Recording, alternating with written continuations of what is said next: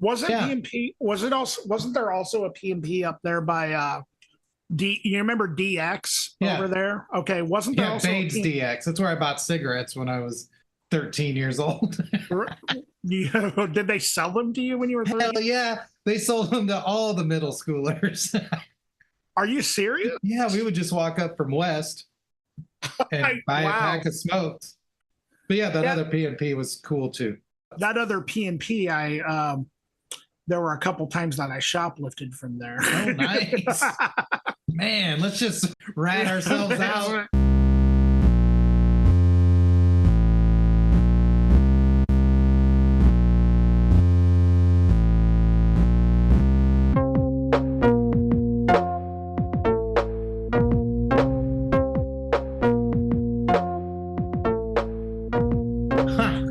Greetings, citizens of Earth. Welcome to Accelerativ Thrust. I'm Dan. And I'm Erik. I remember I used to love, when I was a kid, getting candy cigarettes and bonkers. You remember the candy bonkers? Yeah, I think so. They had so many different flavors. Like, was it like a chew? Yes, it was like I'm trying to think of like a Mamba. Yeah, sort of. It was square, like bubble yum shaped. It was yes. It was bubble yum. It was somewhere. I was just gonna say it was somewhere between bubble yum, a Tootsie Roll, and Starburst. Okay, Starburst, sure. Yeah. It was somewhere like they were great. And they used to have all different flavors. Like they used to have chocolate, which those weren't great. I always liked the fruity flavors. But and then also, do you remember Cherry Cola Nerds? Yeah. I remember the Bonkers commercials too, where fruit would fall on people's heads. That was cool. Oh yeah, I forgot about that. They had one other thing at PNP there that I still dream about to this day. It was called New York Seltzer. Oh yeah, those little clear bottles. Yeah, with, like the foam wrap that used to be around like Pepsi and Mountain Dew. People don't remember that. But those little New York seltzers were so freaking good. They'd have like blueberry and shit. Like I felt really like for real kind of metropolitan. You know, seriously. Oh yeah, no, they I was like, you can't get this shit in Iowa. Yeah, they were great. Fucking raspberry soda, come on. You know, they started making them again. I did see that. Yeah, I haven't ordered a case yet, but yeah, they were pretty good. I remember when I was a kid, though, thinking to myself, because, I mean, this would have been when I was like in third or fourth grade. I remember sort of thinking like, yeah, this is pretty good, but why would I have this when I could have Mountain Dew? You know, like, yeah. Because that was back in the era of Mountain Dew in a glass bottle. Yeah, Mountain Dew with sugar. So good. Oh, yeah. It's like, and Pepsi. Yeah. And Dr. Pepper, all those sodas that are so bad for you. Yeah. Fuck. But they were so much better with cane sugar, man. Oh, hell yeah. And honestly, they're still better for you with cane sugar. Well, fructose corn syrups. If you're talking about in terms of like high fructose corn syrup is a chemical, then yeah, but both of them will still raise your blood sugar and cause diabetes. Both of them will kill you. They'll both kill you. But yeah, I guess like in some ways it's a little bit better for you. And it tastes better. And System of a Down, I mean, high fructose corn syrup wouldn't have been a very good song. So high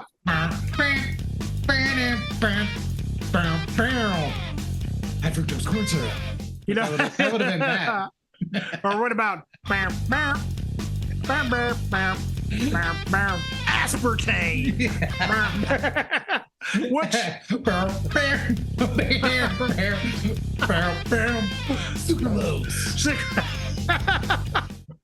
Which stupid. That's one band we've never really talked about. System of a Down.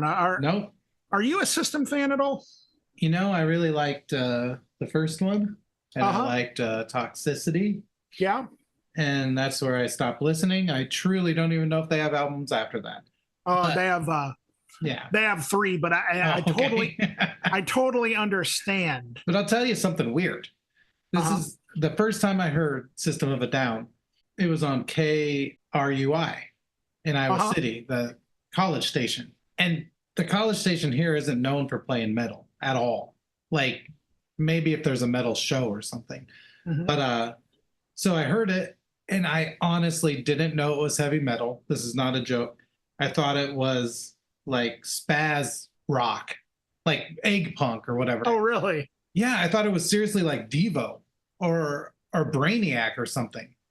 And if you listen to Sugar with that in your mind, it really works. If you, I can see that. Yeah. I thought of them in lab coats and shit, not tribal tattoos. So I always thought that System of a Down, where they had the Deftones thing going on, where they unfairly got lumped into the new metal scene. Yeah, and I think with Deftones, it makes a little more sense because those guys were actively like making it known that they were peers with Korn and Limp Bizkit. You know what I mean? Like they, even though their music, I think, was always kind of treaded on some pretty different water. Maybe not the first album, but starting with like Around the Fur and especially White Pony. Yeah, they were more advanced, or they advanced more. Yeah, they advanced more. With System from the get-go, I think they kind of were. They kind of stood out, and I think they fell victim to their label just didn't really know where else to put them at the time. Yeah, I get that. Yeah, totally. And I mean, there was an image element of it. I mean, the guy does have like a 3-foot long goatee. So, That's true. Actually, I believe all of them have 3-foot long goatees. Oh, wow. Today, we're going to talk all about the new metal that never was. The non-metal. Non-metal. There you go. Yeah. Non-metal. False metal. Yeah. Death to false metal. Death to false metal. Although posers. there is one band that is quite metal. Oh, that we're going to be talking about. Yeah. I mean, we've already been talking a while. We can go into the records if you want. Yeah, but if you have more to talk about, that's fine. We talked yesterday, so honestly, not much has happened since then. No, that's a little behind the curtains look for you guys.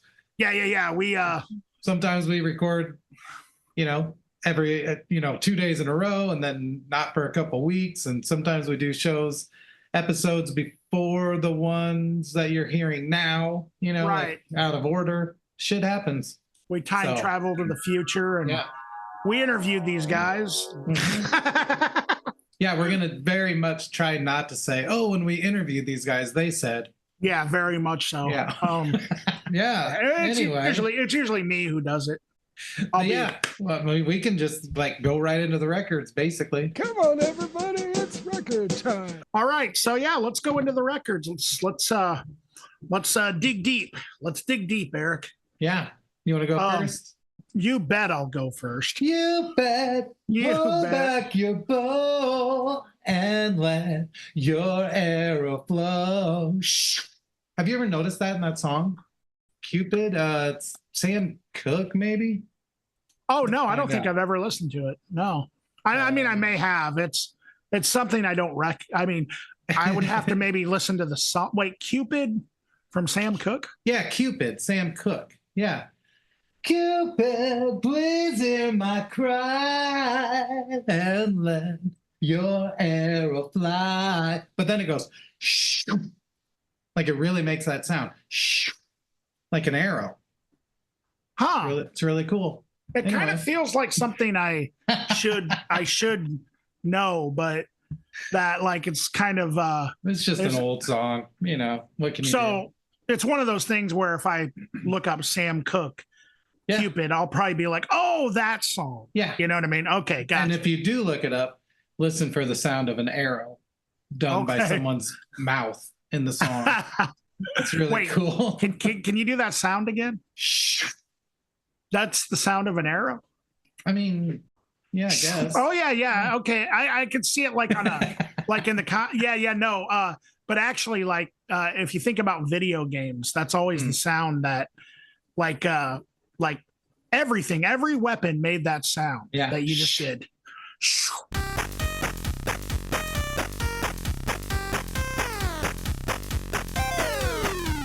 Anyway, so my first pick is a band called youbet. So I bet you all saw what I did there earlier.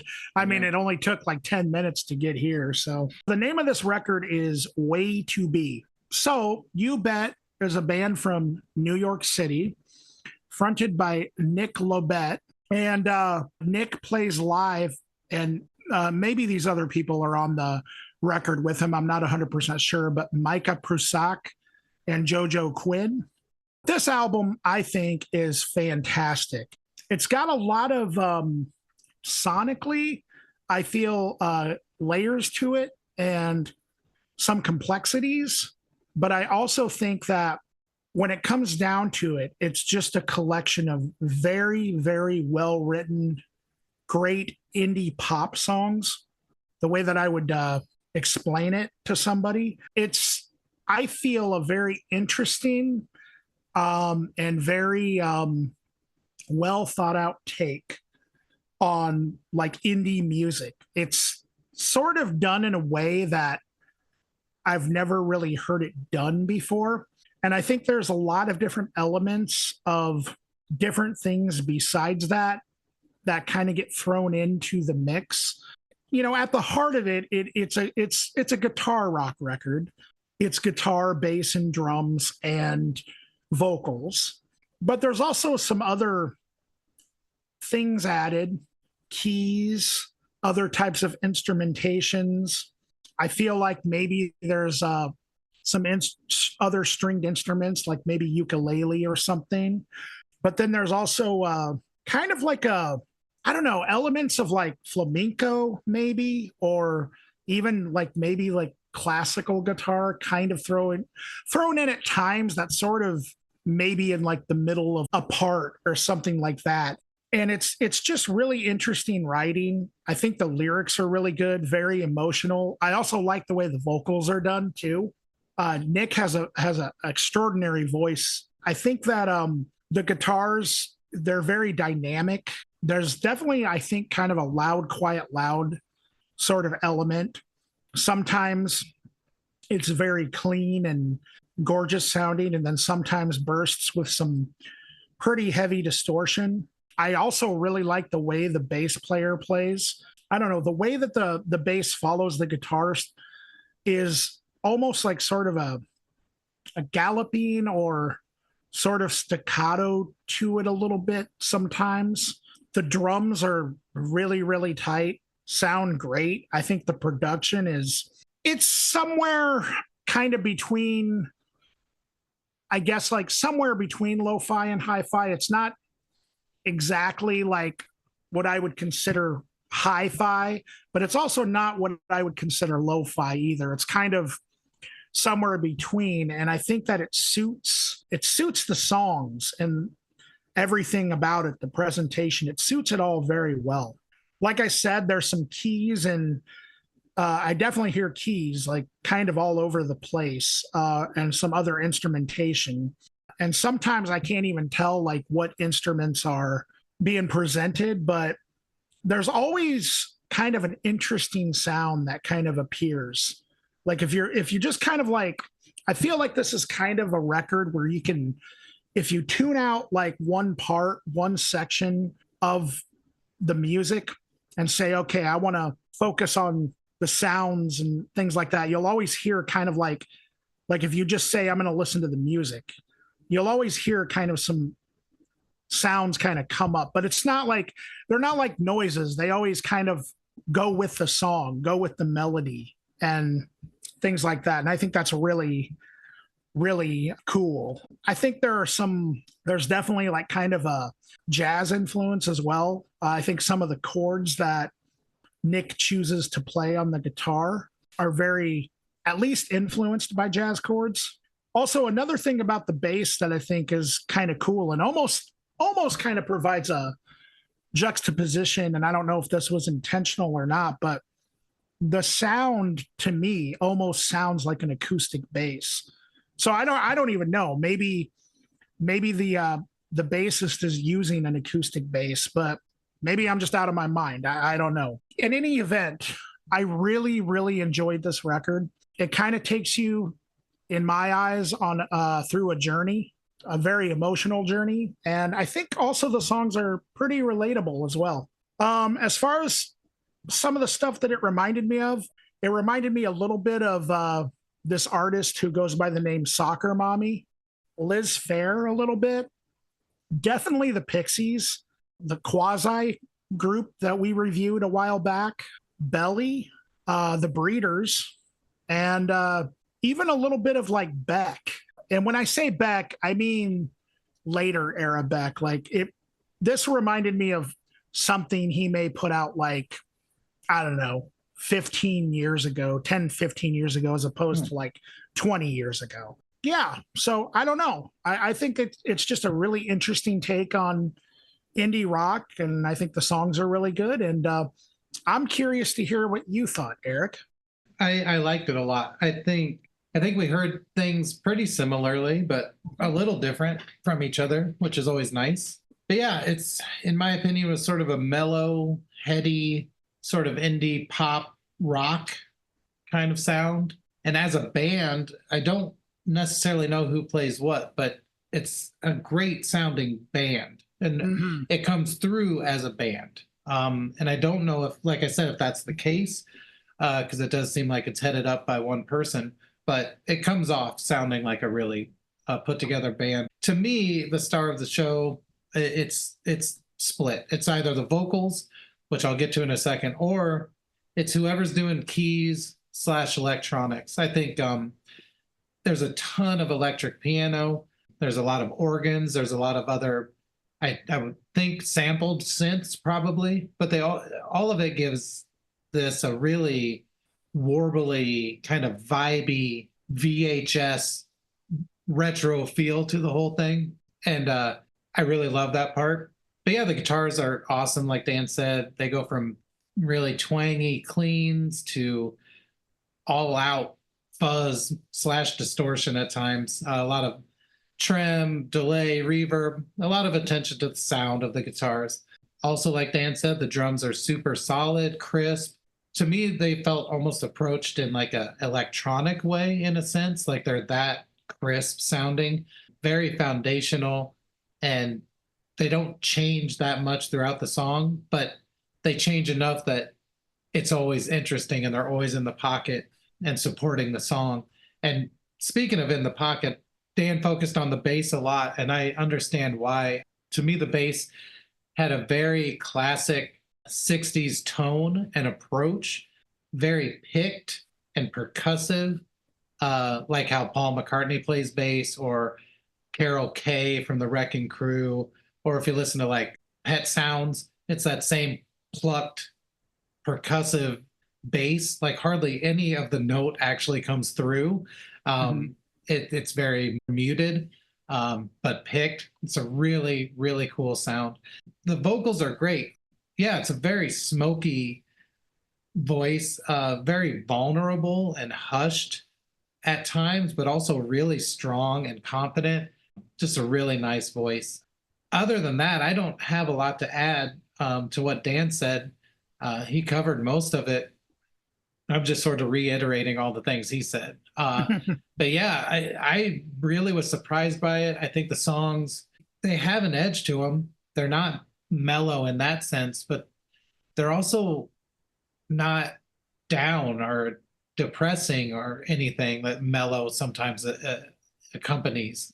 I find it really upbeat, kind of, especially like lyrically. It's kind of like someone going through some shit, but not succumbing to it, you know? And It's not like pump up stuff either. Like, I'm going to get through this. It's more like really the experience of going through something and realizing that you're going to be okay. That's how it feels. And I really enjoyed it. I thought it was great. Things that it reminded me of, that Julia Jacklin that we covered a while back, Grizzly Bear a little bit, Sharon Van Etten, Perfume Genius, whom I love, obviously. So if I compare anyone to Perfume Genius, it's a big deal. And maybe something like Beach House with all that warbly, vibey, retro electronic sounds. But yeah, thoroughly modern, but rooted in some really solid playing and really cool references to the past. So yeah, I thought it was Yeah. great.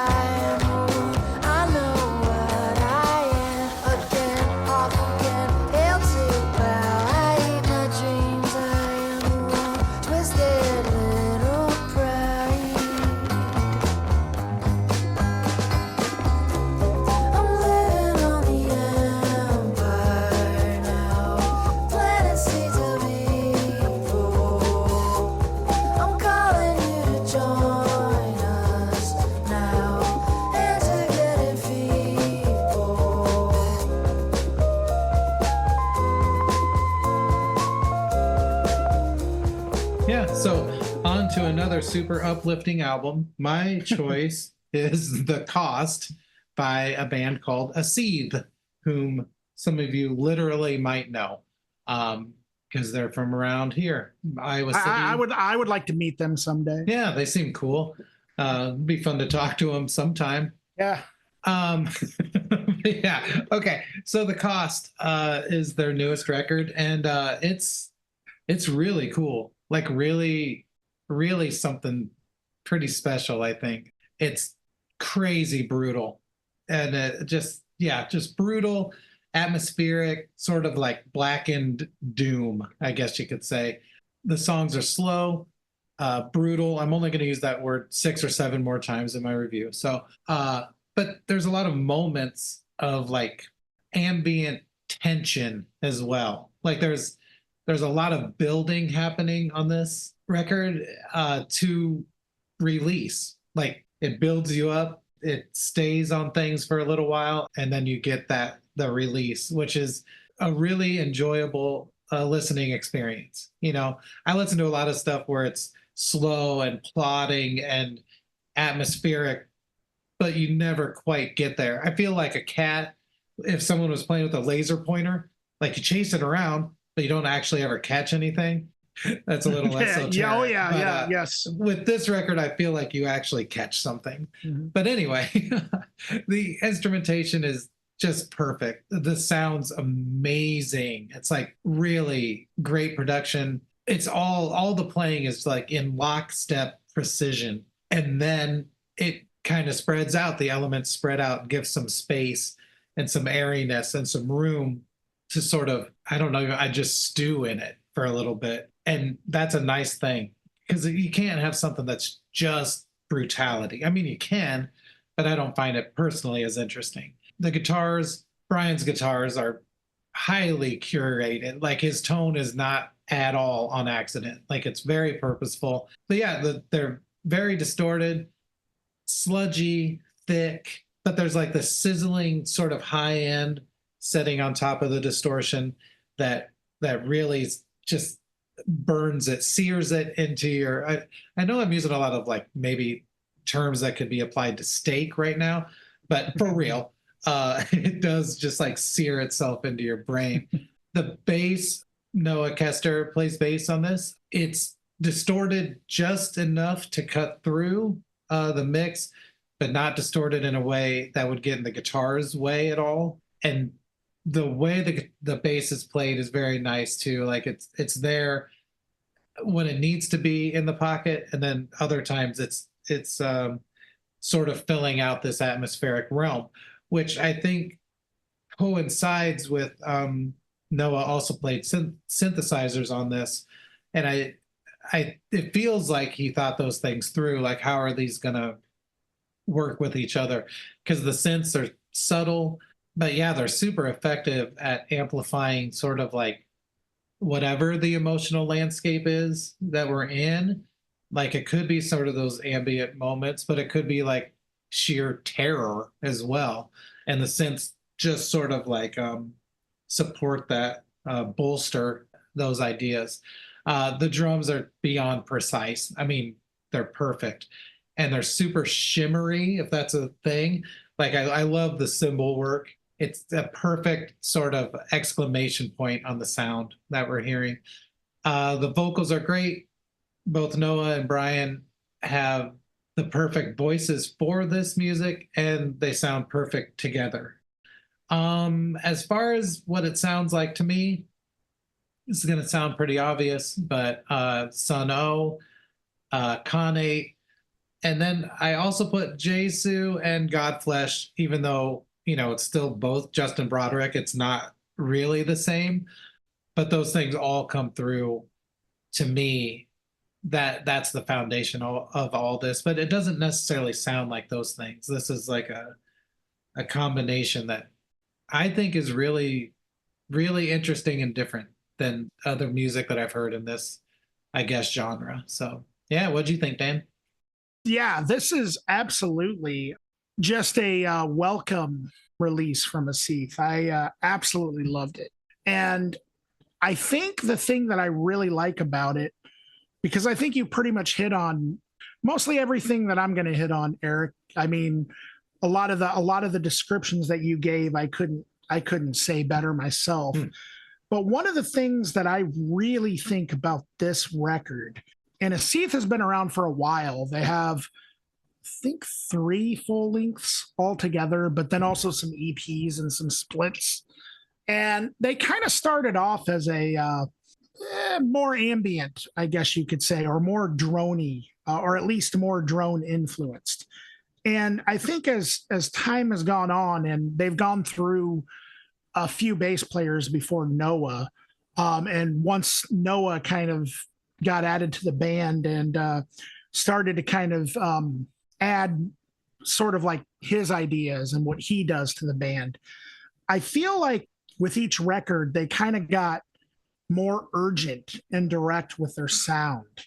I think that maybe has something to do with Noah kind of assuming a lot of the vocal duties and whatnot. But I think their music on this record is the music itself, just the music is just so emotional and intense. And really, just like from the first note of Noah's bass on the first track, it really just like doesn't give you any time to, you know, like there's really no buildup. It's just sort of like you hear like Noah's distorted bass, then all of a sudden it just comes in with the drums and the guitar, and it's just really, really intense. And then what I like about it is there are these moments where the song might drop off for like a couple of minutes. This is particularly the first song, which is the title track, into like this orchestral kind of brooding, very murky and haunting sounding, kind of ambient piece. And then it just goes right back into the intensity. And it just feels really like this is kind of a record they needed to get off their chest, sort of. And as far as I'm concerned, it's the best thing they've done to date. And I was very, very impressed. Drums are very hard hitting as always. Erik has a way that he plays drums, especially when it's, to this kind of music, which I mean, the guy's been doing this kind of music and playing in bands with Brian for 30 plus years, probably at this point. So, I mean, he's got it down, but he is just so hard hitting. And so, but he also has very just good control. I mean, there's not very many drummers that I see in metal or heavy music that's able to kind of switch it up the way that he does. I think the bass, as I've already said, and as you've already said, Erik, I think Noah's bass tone is sick. It's very murky, very, very dark sounding and very distorted. And yeah, Brian's tone is just not to be messed with. I mean, that guy he's such a gearhead. I've known Brian for years, and he knows what he wants from his guitar, and it's not by accident. this is the sound of somebody who has worked on his guitar tone for years. The vocals, I think, are just fantastic. I think the juxtaposition of Brian and Noah's vocals is very cool. Brian has more of a guttural growl.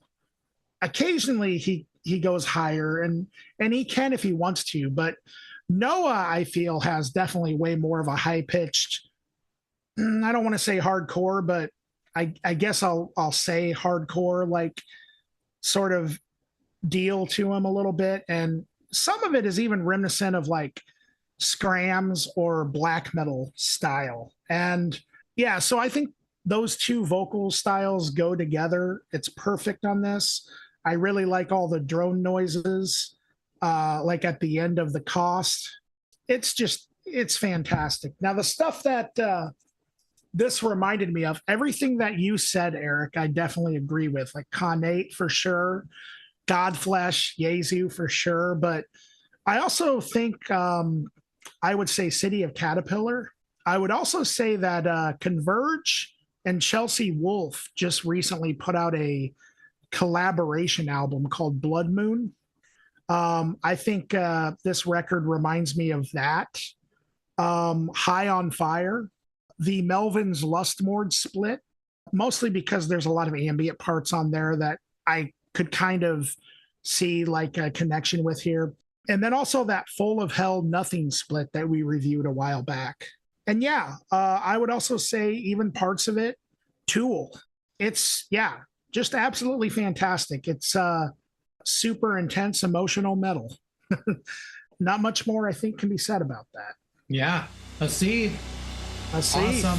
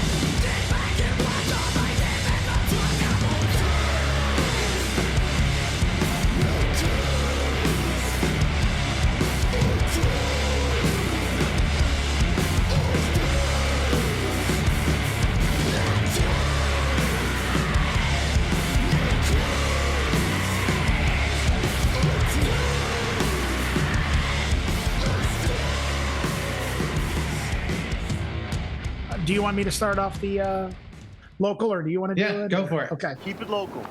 All right. So this is kind of a random gold mine that I found on Bandcamp. I came across this through some sort of algorithm. There's even a song on this called Algorithm and Blues, which I think is pretty dang awesome. So the name of this album is Planet Alexander. And the name of the group is Luke Bascom in the End Times. They are from Des Moines. So Luke Bascom in the End Times consists of Luke Bascom on guitar and vocals, Stone Mills on bass, William Tarbox on drums and auxiliary percussion, Chris Gallant on fiddle, and then there's Conrad Bascom, piano, Joran Brown, lead guitar, and Dylan Lamb on slide guitar. Those are all guest appearances. But anyway, this is a very interesting EP that I really, really ended up liking a lot. I don't know, it's somewhere between like old country and maybe a little bit of a, I don't know, rockabilly feel to it or something, but also like some pretty good like Americana influenced, I don't know, for lack of a better way to say it, alternative country. What's that? The term they use to describe, isn't it like no depression or something like that? Oh, yeah. Uh-huh. I think that's kind of where this is going a little bit, but there's some elements that are quite a bit different here. And actually, to be honest with you, I'm I kind of can't put my finger on it. And that's actually one of the things that I really like about it. It's different enough that it's hard for me to think of kindred spirits, but then it's also familiar enough that it reminds me of some other things, kind of. So, first of all, the thing that I really appreciate about it is content wise, it does seem to connect with some of my conspiratorial stuff or apocalyptic stuff, end times. Right off the bat, the song titles really kind of caught me, like Algorithm and Blues, Sell Your Soul Superstore, and Guardian Angel. It's not really what I would consider a dark sounding record. It's actually pretty, I don't know, in a weird sort of way. It made me feel good to listen to it. Luke's voice has a really sort of unmistakable twang to it. And it's also just, I don't know, it's got a richness to it that I haven't really heard too much. I don't know. Sometimes it almost seemed like it's treading to kind of going off key a little bit. But it just kind of stays there. And it kind of has that wonkiness to it, I guess. And the one singer that I can think of that really would like I could compare it to is like Hank Williams, kind of like there's definitely some sort of high pitched, quirky, like country type stuff going on there. The music I think is very sophisticated for this kind of stuff. There's lots of pedal steel, some fiddle, I think, kind of going on. I mean, I just kind of read off like who plays what, but yeah, there's piano, acoustic guitars. It's got an aesthetic that kind of reminds me of like, for some reason, it reminds me of like CB radios or something, or like, I don't know, AM truck driving music a little bit. Like, but it also has a very, I don't know, indie rock thing to it. Like I said, I kind of can't put my finger on exactly what's going on, but at the end of the day, I think that it's like an alternative country Americana type record, but something else is kind of going on, or maybe, I don't know, maybe it's just in my mind. I don't know. The lyrics are really good. The musicianship is amazing. I love the songs. Yeah, Luke's voice to me is somewhere between like Hank Williams, a rockabilly singer, and maybe a little bit of Mike Doughty even.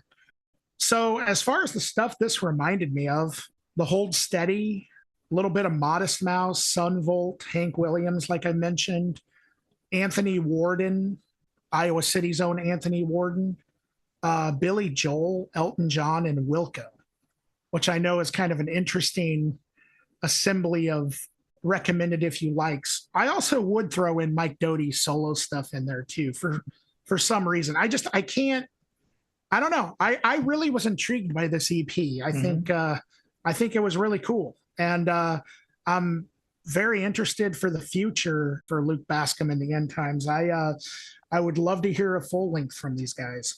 What did you think, Erik? Yeah, I loved it. I was blown away by this. Like, and that's funny to say for as straight and accessible as it is. Like, it's really impressive. It's good. Very. It's great stuff. I think, again, we heard it similarly, but a little bit different too.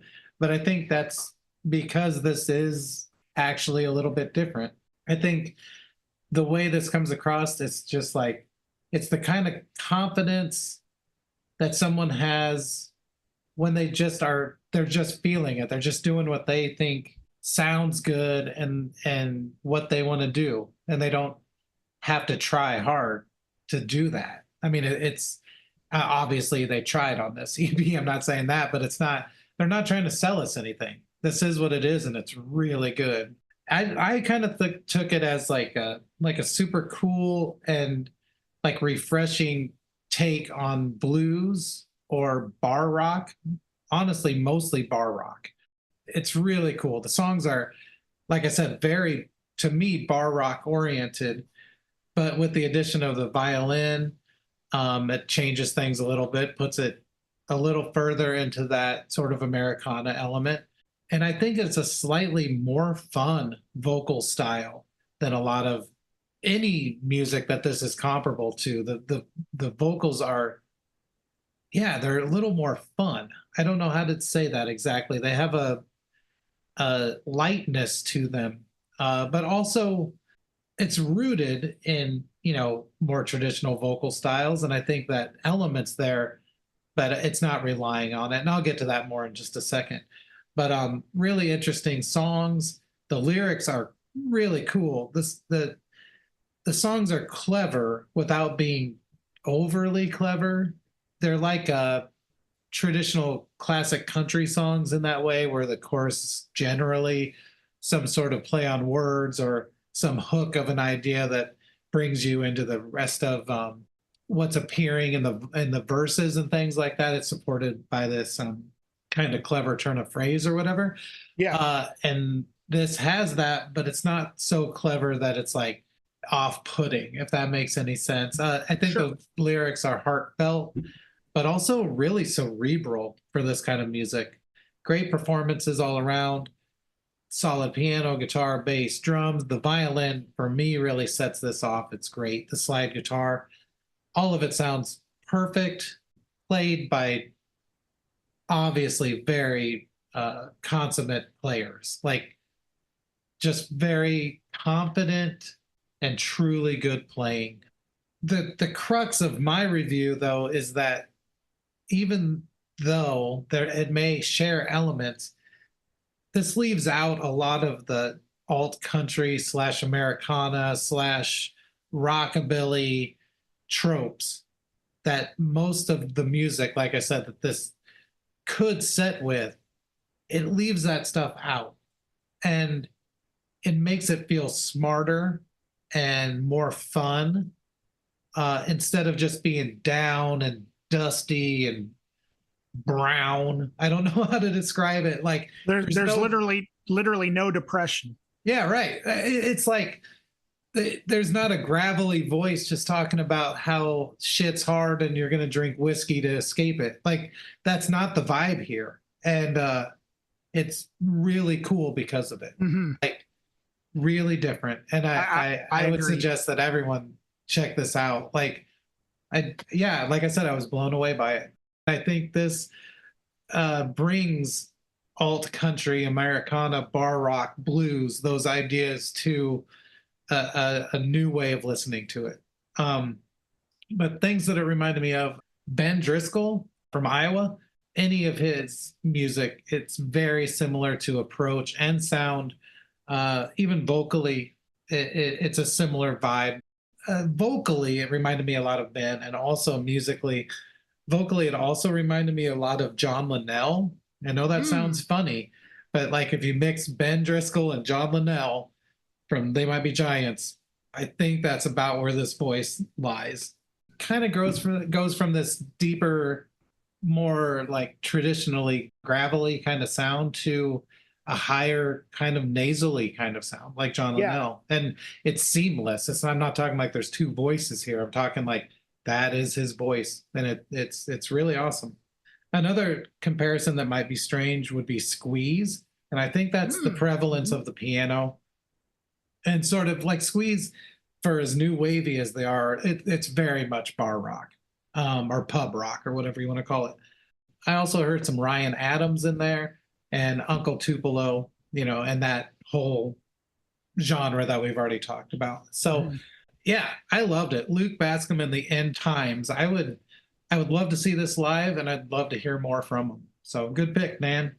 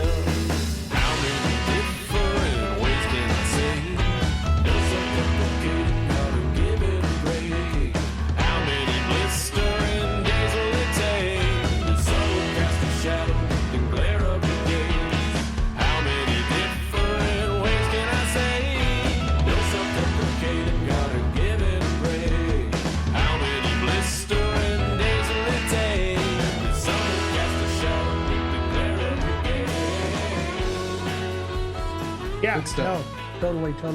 You know, what if somebody like you were just talking about like the alternative country stuff, right? Mm-hmm. And how like a lot of it is sort of like, I drive a truck every day to work to haul gravel, or whatever, Right. What if we started a band that did that style, but we were like, every day I wake up, clock in about 10, depending on if I can get up on time. Might stop by the coffee shop, pick up a bagel and a coffee. Yeah. Yep. I like it. You need a hooky chorus though, something like, and the Prius is still in the shop. Yeah, and the Prius is still in the shop. It gets worked on by a damn machine. Like, yeah, a damn machine. It told me it needs a new serpentine. I didn't know what Priuses. They're hybrids. Yeah, they would have a serpentine. Right. Then maybe like another song could be like, well, I met her at brunch where I paid $50 for some pancakes and eggs and bacon. I talked to her about the type of coffee that she was drinking. I said, this is the type of coffee that's shitted out by goats. That is a real thing, isn't it? Yeah, I guess. I've never had goat shit coffee. No, but isn't there like some sort of coffee that's actually shit out by like an animal? Yeah, that's I would not be surprised if we talked about it on this show already. Probably. We talk about food, coffee, and animal shit almost exclusively. All the time. Hey, Food and Ween, right? Yeah. Did you know that Ween just uploaded a new song? No. Wow. It's not a new song that they wrote recently. It's a B-side from the Chocolate and Cheese. It's called Junkie Boy. So Junkie Boy, tell me what the story is. Junkie Boy, tell me what the story is. What song is that? It's Junkie Man, I believe it's called. Junkie Man. It's about tell me what the story is. Carrol guy, Jim Carrol. Who's Jim Carrol? Basketball Diaries. Okay. What else? Oh, he sings that song, "People Who Died." It's a really good song. They were all my friends and they died. You know that one. It's a great one. Well, that's Jim Carrol, you say? Yeah. You sure it's not Jim Carrey you're talking about? Yeah, no. Okay. All right. Jim Carrol. Okay. Leonardo DiCaprio himself. Yeah, the Basketball Diaries. The Basketball Diaries is something that I know of, and I think I may have saw it back when it was maybe trending or something, but I don't know. I'd have to be reminded of it, and I don't think the listeners have enough time. It'll take me probably at least 10 minutes to even get the concept of it. Yeah. The Basketball Diaries. Yeah. Does it have something to do with Leonardo DiCaprio? He's in it. Yeah, he plays Jim Carrol. Yeah. Okay. Huh. All right. People Who Died. If you don't know that track, listeners, geez, you gotta listen to it. It's a really, really good song. Like, for real. One of the best songs I think I've ever heard. Jim Carrol, People Who Died. Yeah. Mini review of one song. It's one of the best I've ever heard. That's it.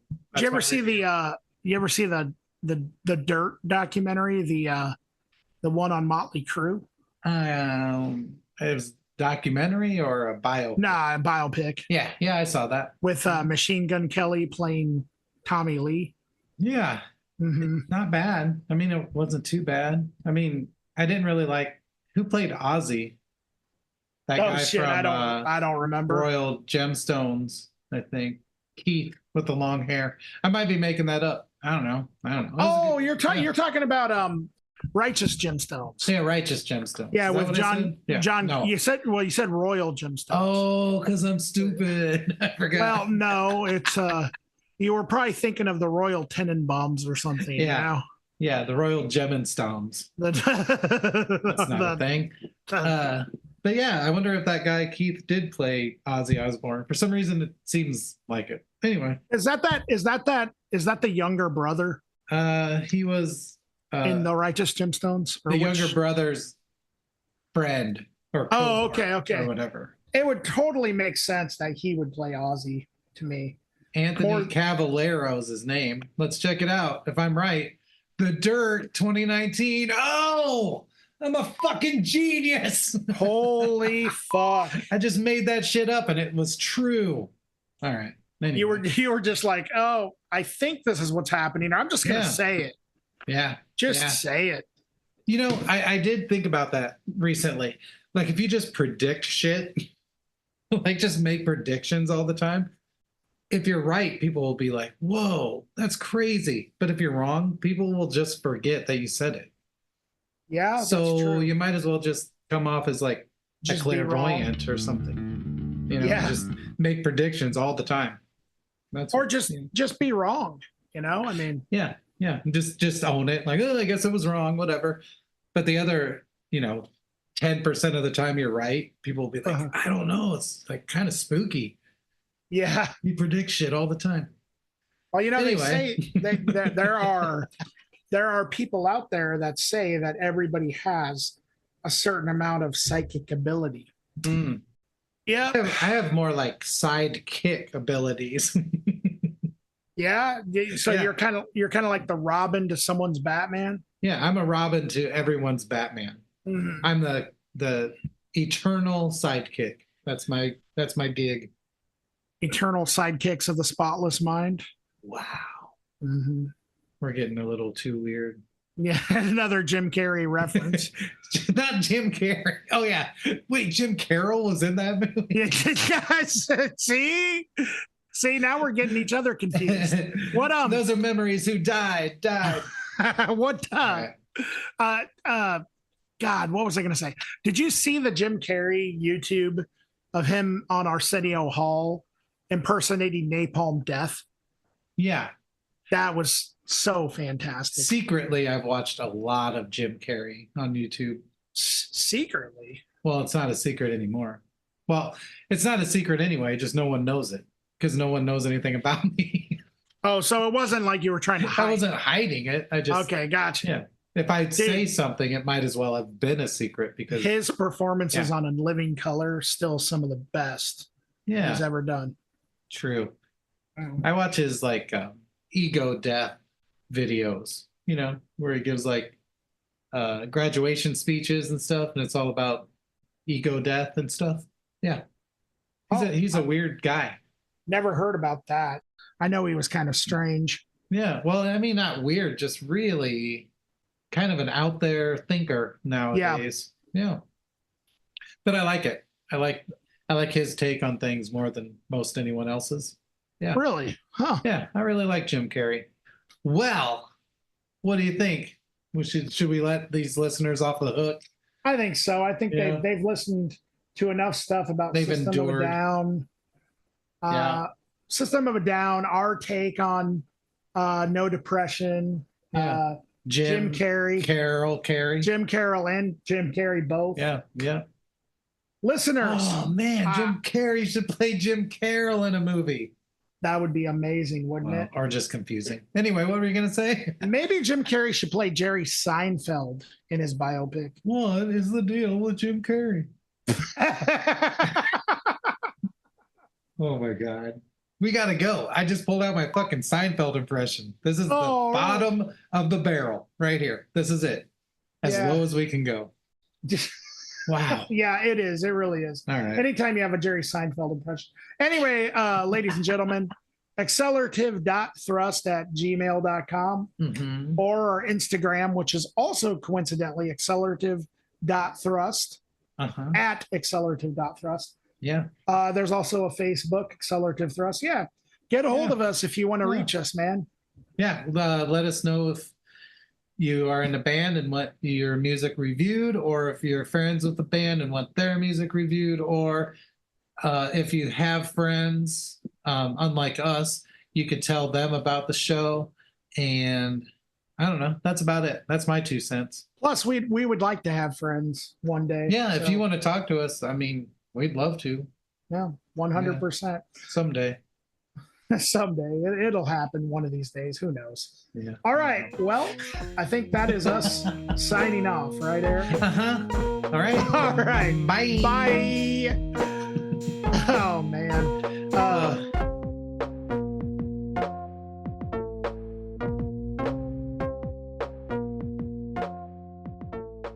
We talk about food, coffee, and animal shit almost exclusively.